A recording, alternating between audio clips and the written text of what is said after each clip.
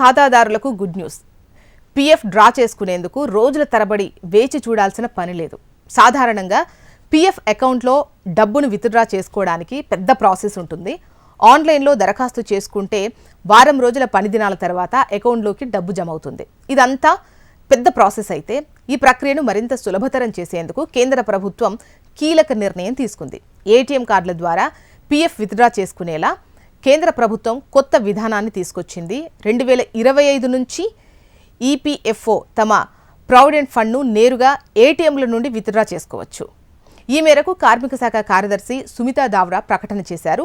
ఉద్యోగం చేసే ప్రతి ఒక్కరికి పీఎఫ్ అకౌంట్ ఉంటుందని మనకు తెలిసిందే. ప్రతి నెల ఉద్యోగి జీతంలో 12% పీఎఫ్ ఖాతాలో జమ చేస్తారు.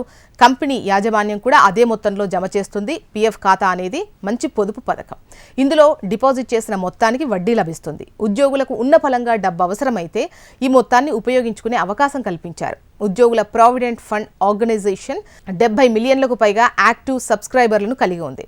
వారి సౌకర్యం కోసం ఈపీఎఫ్ఓ 3.0 పథకం కింద పీఎఫ్ ఖాతాదారుల కోసం కొత్త సౌకర్యాలు కల్పిస్తోంది. ఈపీఎఫ్ఓ 3.0 కింద పీఎఫ్ ఖాతాదారులకు త్వరలో ఏటీఎం కార్డును పోలిన ఒక కార్డు ఇస్తారు. దీని సాయంతో ఈపీఎఫ్ఓ మెంబర్స్ పీఎఫ్ ఖాతా నుంచి ఏటీఎం ద్వారా డబ్బును విత్డ్రా చేసుకోవచ్చు. భారత ప్రభుత్వం త్వరలో ఈపీఎఫ్ఓ 3.0 విధానాన్ని అమలు చేయాలని చూస్తోంది. 2025 జూన్ నాటికి ప్రభుత్వం ఈ పథకాన్ని అమలు చేయనున్నట్లు తెలుస్తోంది.